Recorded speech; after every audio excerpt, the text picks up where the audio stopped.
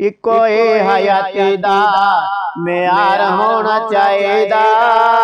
Eco हयाती दा मेयार होना चाहिदा। अल्लाह दे हबीब नाल प्यार होना चाहिदा।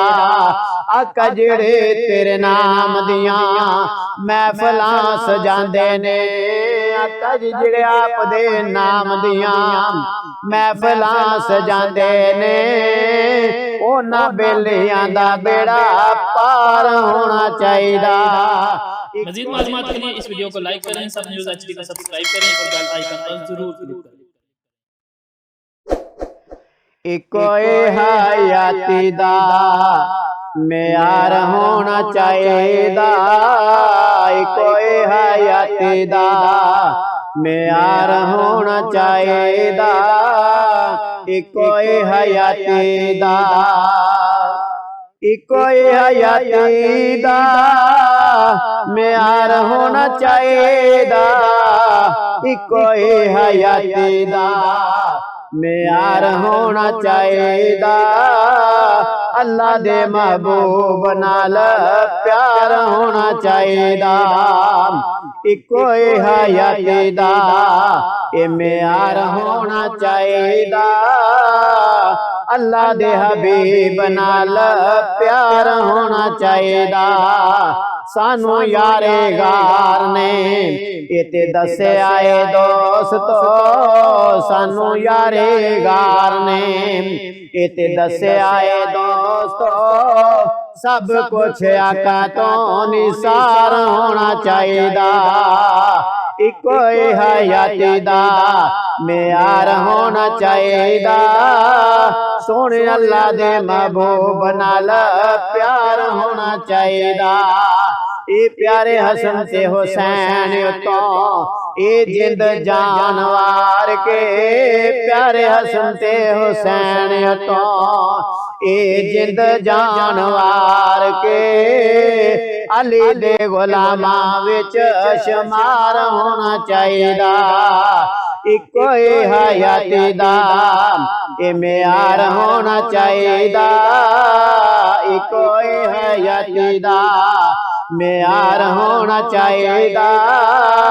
अल्लाह दे महबूब नाल प्यार होना चाहिदा। सानू यारे गार ने इते दसे आए दोस्तो, सानू यारे गार ने सानू हजरत अबू बकर सदीक ने इते दसे आए दोस्तो।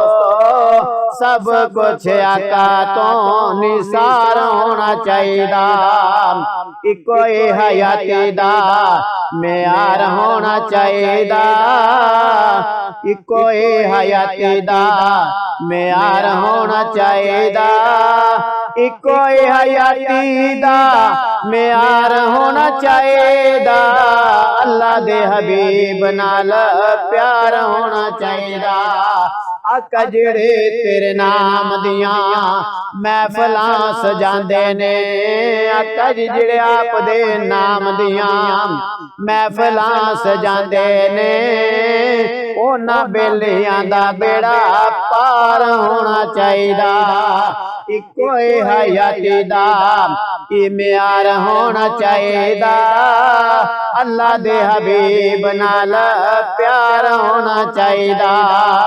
ए लबा दे शफीक जदों ईसा होने आखरी, लबा दे शफीक जदों ईसा होने आखरी। फिर सामने महबूब दा दीदार होना चाहिदा।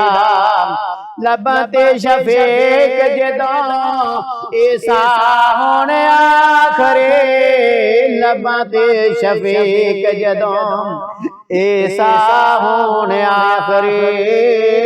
सामने महबूब दा दीदार होना चाहिदा। इको हयाती दा मेयार होना चाहिदा। अल्लाह दे महबूब नाल प्यार होना चाहिदा।